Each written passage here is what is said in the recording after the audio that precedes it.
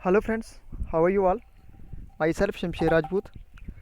So today I will discuss about most important 50 GK one-liner questions related to Constitution of India. तो आज का topic जो है बहुत ही इंपॉर्टेंट टॉपिक है क्योंकि जहाँ पे मैंने लिए हैं सिलेक्टेड क्वेश्चंस और ऐसे क्वेश्चंस जो बार बार एग्ज़ाम में रिपीट होते हैं। तो इसके अलावा मैं एक वीडियो और भी बनाऊँगा ताकि कॉन्स्टिट्यूशन ऑफ इंडिया के और भी कुछ इंपॉर्टेंट क्वेश्चन जो रह गए हैं वो भी उस वीडियो में मैं कंप्लीट करूँगा। मगर इस वीडियो में मैं करूँगा टोटल 50 क्वेश्चंस। तो 50 क्वेश्चन वन लाइनर क्वेश्चंस होंगे। सो वीडियो को स्किप मत कीजिएगा और जिन्होंने मेरा पहला वीडियो नहीं देखा है तो प्लीज़ उस वीडियो को भी देख लीजिएगा। डिस्क्रिप्शन में मैं उसका लिंक दे दूँगा। तो इंडियन पॉलिटी के मैंने जो कल वीडियो अपलोड की थी उसमें मैंने 100 वन लाइनर क्वेश्चंस जो थे वो डिस्कस किए थे, most important 100 one liner questions. तो बिना टाइम गवाए वीडियो स्टार्ट करते हैं। Question number 1, which article is for protection of interest of minorities. तो कौन सा जो आर्टिकल है वो is for protection of interest of minorities की बात करता है। किस आर्टिकल में दिया हुआ है जी? आर्टिकल 29। तो right to freedom of religion के अंदर आता है। Right to freedom of religion जो है एक फंडामेंटल राइट है। तो हमारे इंडियन कॉन्स्टिट्यूशन में 6 फंडामेंटल राइट्स हैं और हमारा जो फंडामेंटल राइट का कॉन्सेप्ट है ये जो हमने वॉरड किया है या इसको अडॉप्ट किया है ये हमने यूएसए के कॉन्स्टिट्यूशन से किया है। तो पहले हमारे पास 7 फंडामेंटल राइट्स थे मगर राइट टू प्रॉपर्टी को डिलीट कर दिया गया। तो no, we have only 6 fundamental rights. So next question, question number 2, the plan to transfer power to the Indians and partition of the country was laid down in the. Plan जो transfer of power जो Indians and partition किया गया country the was laid down in the, ये किस plan के अंदर किया गया? ये माउंट बैटन प्लान के अंदर। Question number 3, for the first time Indian legislature was made by cameral under.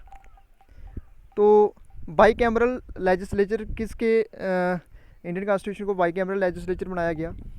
तो by cameral government of India act 1919। By cameral का मीनिंग होता है हमारा जो इंडियन कॉन्स्टिट्यूशन है, जो हमारा जो लेजिस्लेचर है वो बाई कैमरल है। बाई कैमरल मीन्स जहाँ पे 2 हाउसेस हैं। तो यहाँ पे सिंगल हाउस होता है उसको बोलते हैं हम यूनिकैमरल। अगर हम बात करें जम्मू एंड कश्मीर की, जम्मू एंड कश्मीर में जो लेजिस्लेचर था पहले वो बाई कैमरल था क्योंकि जहाँ पे 2 हाउसेस थे। अब लेजिस्लेटिव काउंसिल जो है वो डिज़ाल्व हो गया है, लेजिस्लेटिव काउंसिल टोटली अबॉलिश कर दिया गया है। तो अभी हमारा जो लेजिस्लेचर है वो यूनिकैमरल है, मतलब सिंगल हाउस है। तो जहाँ पे ड्यूल हाउस होगा उसको हम बाई कैमरल बोलते हैं और सिंगल हाउस को हम बोलते हैं यूनिकैमरल। तो हमारा इंडियन कॉन्स्टिट्यूशन में जो है 2 हाउसेस हैं, लोकसभा राज्यसभा पार्लियामेंट के, तो इस कारण उसको बोलते हैं हम बाई कैमरल लेजिस्लेचर। तो ये हमने जो कॉन्सेप्ट लिया था ये लिया था government of India act 1919। Question number 4, which act divided legislative powers between the centre and the provinces. कौन सा एक्ट जो है वो डिवाइड करता है powers, legislative powers between the centre and the provinces? तो ये अंडर आता है government of India act 1935। Government of India act 1935 most important, बहुत बार इससे क्वेश्चंस आ जाते हैं एग्ज़ाम में। तो वही क्वेश्चंस मैंने भी सिलेक्टेड क्वेश्चन लिए हैं जो बार बार एग्ज़ाम में आते हैं। Next question, who was the chairman of drafting committee. Drafting committee के जो चेयरमैन थे you know very well, doctor B R Ambedkar. Doctor B R Ambedkar जो थे वो ड्राफ्टिंग कमेटी के चेयरमैन थे। बहुत बार क्वेश्चन एग्ज़ाम में आता है, बहुत बार रिपीट होता है, तो इसका आपको पता होना चाहिए। नेक्स्ट क्वेश्चन है आपका, which article is related with abolition of untouchability. कौन सा आर्टिकल जो रिलेटेड है अनटचेबिलिटी, अबॉलिशन ऑफ अनटचेबिलिटी, किस आर्टिकल में लिखा हुआ है जी? आर्टिकल 17। आर्टिकल 17 जो है ये आता है right to equality. Right to equality जो है एक फंडामेंटल राइट है। तो ये बहुत मोस्ट इंपॉर्टेंट क्वेश्चन आर्टिकल 17 में दिया हुआ है। आप अनटचेबिलिटी नहीं कर सकते हैं, आप कास्ट, क्लास, रिलीजन के बेसिस के किसी के साथ डिस्क्रिमिनेशन नहीं कर सकते हैं। तो इन केस अगर कोई इस तरीके की एक्टिविटीज़ करता है तो गवर्नमेंट उसको पनिश कर सकती है। Question number 7, the first statue of the for the governance of India under the direct rule of the British government was, तो था वो government of India act 1858। Next question, constitution of India was adopted by constituent assembly. तो constitution of India को adopt किया गया constituent assembly ने कब किया? 26 नवंबर 1949। तो कन्फ्यूज़न होती है कुछ स्टूडेंट्स के माइंड में, कन्फ्यूज़न मैं आपकी क्लियर कर देता हूँ। कॉन्स्टिट्यूशन हमारा अडॉप्ट किया गया 26 नवंबर 1949, मगर हमारा कॉन्स्टिट्यूशन हुआ केम इनटू फोर्स ऑन 26 जनवरी 1950, इसलिए हम सेलिब्रेट करते हैं रिपब्लिक डे। तो बहुत ही इंपॉर्टेंट क्वेश्चन है। Next question, which act is associated with courts can interpret the rules and regulation. तो इसका आंसर है charter act 1793। Next question, a separate governor of Bengal to be appointed under act. वो separate governor जो बंगाल का उसको appoint की, किस act के अंडर उसको अपॉइंट किया गया? Charter act of 1753। Question number 11, under which act the councils were having the power to discuss the budget and addressing questions to the executive. तो किस एक्ट के अंदर जो काउंसिल्स है उसके पास पावर्स है, बजट को डिस्कस कर सकता है and questions addressing to question to the executive? तो government of India act 1892। Question number 12, constitution of India came into effect from. तो आपको पता है हमारा कॉन्स्टिट्यूशन केम इनटू इफेक्ट हुआ था, केम इनटू फोर्स हुआ था 26 जनवरी 1950। तो 26 जनवरी 1950 को हम करते हैं 26 every years we celebrate republic day in India. Next question, how much time it took for the constituent assembly to finalise the constitution. तो ये एक और इम्पॉर्टेंट क्वेश्चन है जहाँ पे आपको पता होना चाहिए कि हमारी कॉन्स्टिट्यूएंट असेंबली ने कितना टाइम लगाया था कॉन्स्टिट्यूशन को फाइनलाइज करने में। तो लगा था उसमें 2 ईयर्स 11 मंथ एंड 80 डेज। बहुत ही इंपॉर्टेंट क्वेश्चन, बहुत बार एग्जाम में रिपीट हो चुका है। Next question, which article is related to equality before law. Equality before law कौन से आर्टिकल के अंदर आता है? आर्टिकल 14। आर्टिकल 14 में आपको बता रहा right to equality. Right to equality ये एक फंडामेंटल राइट है, 6 फंडामेंटल राइट्स हैं, पहले 7 फंडामेंटल राइट्स थे। Next question, which article is for protection against arrest and detention in certain cases. तो ये बहुत ही इंपॉर्टेंट क्वेश्चन, आर्टिकल 22 में बताया हुआ है, किस एक्ट में आर्टिकल में बताया हुआ है प्रोटेक्शन अगेंस्ट अरेस्ट और डिटेंशन की बात करें सर्टन केसेस में? Article 22। Next question, the Christian missionaries were allowed to spread their religion in India under the act. Christian missionaries को अलाउड किया गया कि आप अपने रिलीजन को स्प्रेड कर सकते हो, फैला सकते हो इंडिया में। किस एक्ट के अंदर ये आता है? Charter act 1813।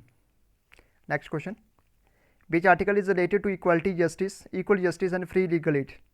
तो ये आता है आर्टिकल 39A में। Next question, article 44 is related to. Article 44 किससे रिलेटेड है?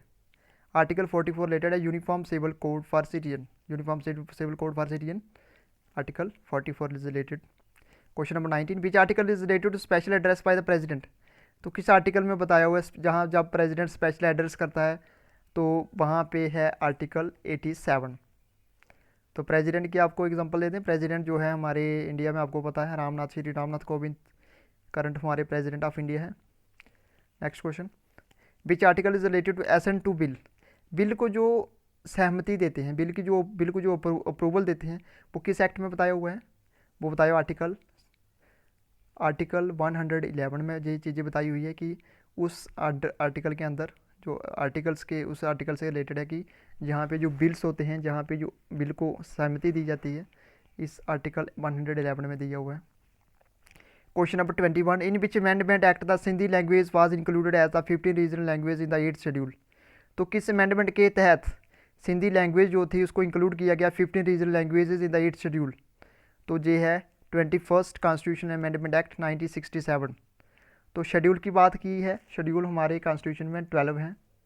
हमारे कॉन्स्टिट्यूशन में 25 पार्ट्स हैं, 448 आर्टिकल्स हैं और 104 अमेंडमेंट हो चुकी हैं अभी तक।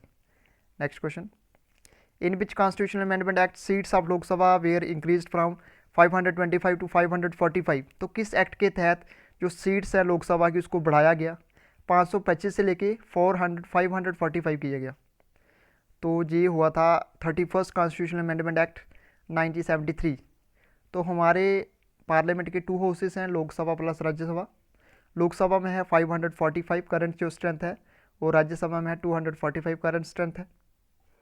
तो ये थे कुछ आंकड़े आपके लिए। Next question, question number 23, in which constitutional amendment act Sikkim was made full flash state of the union of India. तो किस अमेंडमेंट के कॉन्स्टिट्यूशनल अमेंडमेंट के तहत सिक्किम को फुल फ्लैश स्टेट बनाया गया? तो 36 कॉन्स्टिट्यूशनल अमेंडमेंट हुई थी 1975 में। बहुत बार क्वेश्चन रिपीट हुआ एग्जाम में जी। Next question 24, in which constitutional amendment act Goa was made a full flash state with the state assembly.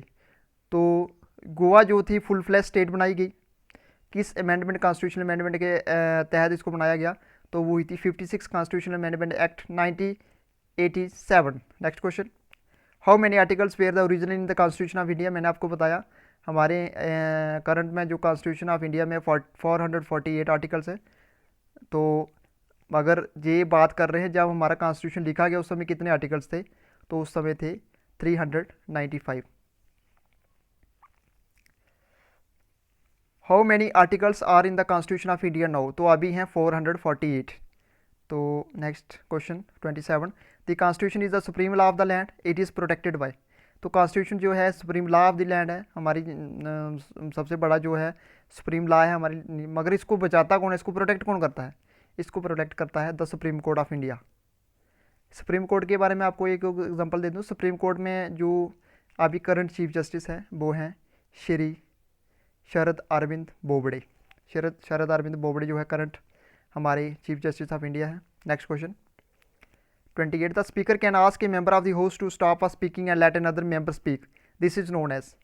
तो स्पीकर किसी भी मेंबर को वो रोक सकता है, बोलने से रोक सकता है, और किसी दूसरे को मेंबर को बोल सकता है कि आप शुरू कीजिए या आप बोलिए।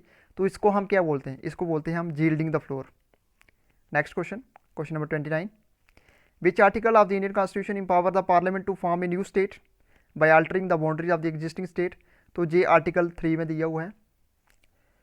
आर्टिकल 3 में ये है पार्ट 1 में आता है जी यूनियन एंड इट्स टेरिटरी। जैसे मैं आपको बता रहा था पार्ट हमारी कॉन्स्टिट्यूशन में 25 पार्ट्स हैं, ये पार्ट 1 में आता है यूनियन एंड इट्स टेरिटरी में, आर्टिकल 1 to 4 में फॉल करता है। और सेकंड जो पार्ट में उसमें हमारी पार्ट कॉन्स्टिट्यूशन के पार्ट में दिया हुआ सिटीजनशिप, आर्टिकल 5 to 11। ये बहुत ही इंपॉर्टेंट क्वेश्चन है। Next question, Nagaland was created as a separate state in the year. Nagaland को सेपरेट स्टेट बनाया गया किस ईयर में बनाया गया, 1963 में। Next question, before the independence of India Dadra and Nagar Haveli were under the administrative control of.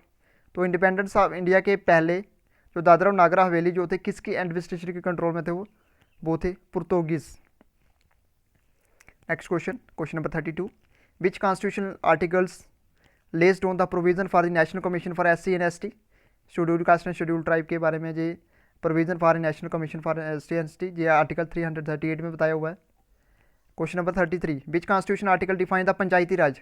पंचायती राज आपको पता है हमारे इंडिया के, जैसे मैं आपको बता रहा था हमारे कॉन्स्टिट्यूशन में 25 पार्ट्स हैं, तो पार्ट 9 में फॉल करता है पंचायती राज, आर्टिकल 243 to 243O। तो जहाँ पे 243 के अंदर आता है जहाँ पे पंचायती राज डिफाइन किया गया, बताया गया है। Question number 34, Panchayati Raj fall under which part of the Indian constitution. जैसे मैं बता रहा था पार्ट 9 में आता है। अगर आप आंसर लिखते हो पार्ट 9A तो आपका your answer will be wrong, क्योंकि पार्ट 9A में है म्यूनसिपैलिटीज़। म्यूनसिपैलिटीज़ आता है आर्टिकल 243P से लेके 243Z तक। तो ये इंपॉर्टेंट कुछ इन्फॉर्मेशन आपके लिए। Next question, the constitution of India was drafted and enacted in which language.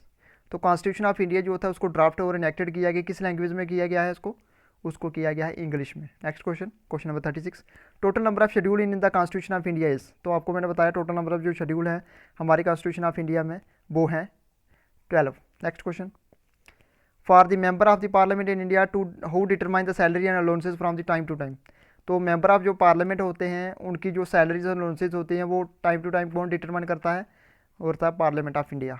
Next question, in India when both office of president vice president happen to be vacant simultaneously who will discharge the duties of the president. अगर suppose करो हमारे India में president और vice president की post दोनों की खाली है, किसी कारण से नहीं है, फिल नहीं हुई है, तो वहाँ पे जो ड्यूटीज़ होती है प्रेसिडेंट की उसको कौन डिस्चार्ज करेगा, उनको करेगा चीफ जस्टिस ऑफ इंडिया। तो आंसर होगा chief justice of India.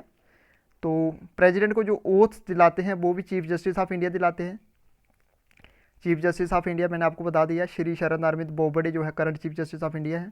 Next question, in the union government the council of minister is collectively responsible to. Union government की बात करें तो काउंसिल ऑफ मिनिस्टर किसके रिस्पॉन्सिबल होते हैं, लोकसभा में। ठीक है, लोकसभा के जितने भी वर्क्स वगैरह होते हैं उसकी रिस्पॉन्सिबिलिटी सारी, या कोई भी होता है सारी की सारी रिस्पॉन्सिबिलिटी कौन होता है, कलेक्टिवली रिस्पॉन्सिबल होते हैं लोकसभा के union council of minister. Next question, how many members can be nominated to the Rajya Sabha by the president of India.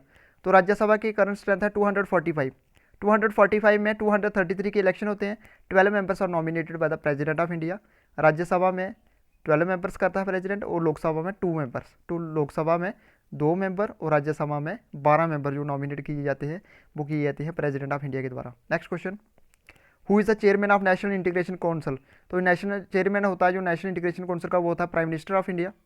Next question, which one is known as lower house. Lower house बोलते हैं लो, L for lower और L for Lok Sabha, Lok Sabha और लोकसभा को बोलते हैं lower house. तो answer आपका लोअर सभा। अगर आपको पूछा जाता है अपर हाउस, तो अपर हाउस बोलते हैं राज्यसभा को, ठीक है। एल फॉर लोक और एल फॉर लोअर, तो ये आप जहाँ पे कंपैरिजन करके इसको इजी से लर्न कर सकते हो। Next question, how many languages are contained in the 8th schedule of the Indian constitution. तो 8th शेड्यूल में बताई है कितनी लैंग्वेजेज हैं, 22 languages. Question number 44, which constitutional amendment act gave precedence to the directive principle of state policy over fundamental rights. तो ये बताया हुआ है अमेंडमेंट 42, 42nd अमेंडमेंट हुई थी। 42nd अमेंडमेंट हुई थी कौन से ईयर में हुई थी, 1976 में। 1976 में बहुत सारी चेंजेस हुई थी, इसलिए जहाँ पे एक क्वेश्चन और भी आता है कि किस अमेंडमेंट को मिनी कॉन्स्टिट्यूशन बोलते हैं, तो 42nd अमेंडमेंट को बोलते हैं मिनी कॉन्स्टिट्यूशन, जो हुई थी 1976 में। तो डायरेक्टिव प्रिंसिपल ऑफ जो स्टेट पॉलिसी है ये फॉलो करते हैं आर्टिकल 36 to 51। तो ये हमने वॉरोड किए थे या अडॉप्टेड किए थे आयरलैंड के कॉन्स्टिट्यूशन से। नेक्स्ट क्वेश्चन, जी तो कुछ एक्स्ट्रा और जानकारी आपके लिए। Question number 45, a federal structure for India was first put forward by the. Federal structure of India जो फर्स्ट पुट फॉरवर्ड किसने किया था, किसमें किया था, act of 1935। Next question, there is no provision in the constitution for the impeachment of the. तो impeachment का किसके लिए प्रोविज़न नहीं है। इम्पीचमेंट का मीनिंग होता है महाभियोग, जब किसी अगर सपोज करो प्रेसिडेंट के अगेंस्ट कोई इम्पीचमेंट चलानी हो, तो लोकसभा और राज्यसभा में किसी भी हाउस में से स्टार्ट किया जाता है। मगर जहाँ पे किसके लिए जो इम्पीचमेंट प्रोसेस नहीं है वो है गवर्नर के लिए। गवर्नर के लिए कोई भी इम्पीचमेंट प्रोविज़न नहीं है the constitution for the impeach, ठीक है, जहाँ पे कोई भी प्रोविज़न नहीं है इनके लिए। Question number 47, when was our national anthem first sung and where. तो फर्स्ट जो बोला गया नेशनल एंथम जब गाया गया वो कहाँ पे और कब, ये 27 दिसंबर 1911 इन कलकत्ता में, ठीक है। 48, question number 48, which amendment of the Indian constitution inserted the 2 words socialist and secular in the preamble. तो ये अमेंडमेंट हुआ 42nd अमेंडमेंट में। 42nd अमेंडमेंट में आपको बता रहा था 1976 में हुई थी, जिसको हम मिनी कॉन्स्टिट्यूशन अमेंडमेंट एक्ट भी बोलते हैं क्योंकि इसमें बहुत सारी चेंजेस की गई थी। Question number 49, under which article of the constitution of is the president rule introduced in the state due to the failure of the constitution machinery. अगर किसी स्टेट में कॉन्स्टिट्यूशन मशीनरी फेल हो जाती है तो जहाँ पर वहाँ पे सीएम रेजिग्नेशन दे देते हैं, तो अगर वहाँ पे लेजिस्लेटिव असेंबली डिसॉल्व हो जाती है तो कौन से आर्टिकल के अंदर जो वहाँ पे स्टेट एमरजेंसी लगाई जाती है, तो आर्टिकल 356। तो एमरजेंसी का प्रोविज़न जो है, एमरजेंसी 3 टाइप की है हमारे कॉन्स्टिट्यूशन में, स्टेट एमरजेंसी, नेशनल एमरजेंसी और फाइनेंशियल एमरजेंसी। अगर हम नेशनल एमरजेंसी की बात करें तो नेशनल एमरजेंसी आती है आर्टिकल 352 में, स्टेट एमरजेंसी 356 में और फाइनेंशियल एमरजेंसी 360 में। 4 का डिफरेंस है। हमारे इंडिया में अभी तक 3 टाइम्स जो है नेशनल एमरजेंसी लगी है, इन द ईयर 1962, 1971 एंड 1975। और स्टेट एमरजेंसी डिफरेंट स्टेट्स में लगती रहती है, मगर हमारी इंडिया में टिल डेट तक 17 अप्रैल 2020 तक मैं बात कर रहा हूँ, अभी तक जहाँ पे कभी भी फाइनेंशियल एमरजेंसी नहीं लगी है। ये तो कुछ इंपॉर्टेंट इन्फॉर्मेशन थी आपके लिए। Last question, the final authority to interpret our constitution is the. Final authority कौन सी है जो हमारे कॉन्स्टिट्यूशन में इंटरप्रेट कर सकती है, तो सुप्रीम कोर्ट, ठीक है। सुप्रीम कोर्ट जो है वो फाइनल अथॉरिटी है to interpret our constitution is the supreme court. तो बहुत ही इंपॉर्टेंट क्वेश्चन जो थे मैं आपके सामने डिस्कस किए। आई होप आपको वीडियो अच्छा लगा है। अगर अच्छा लगा तो प्लीज़ इसको लाइक कीजिए और सब्सक्राइब कीजिए, और कमेंट सेक्शन में मुझे कमेंट करके ज़रूर बताइए कि वीडियो कैसे लगी। तो लास्ट में यही बोलना चाहूँगा मैं, please like and subscribe my channel. Thank you, bye bye.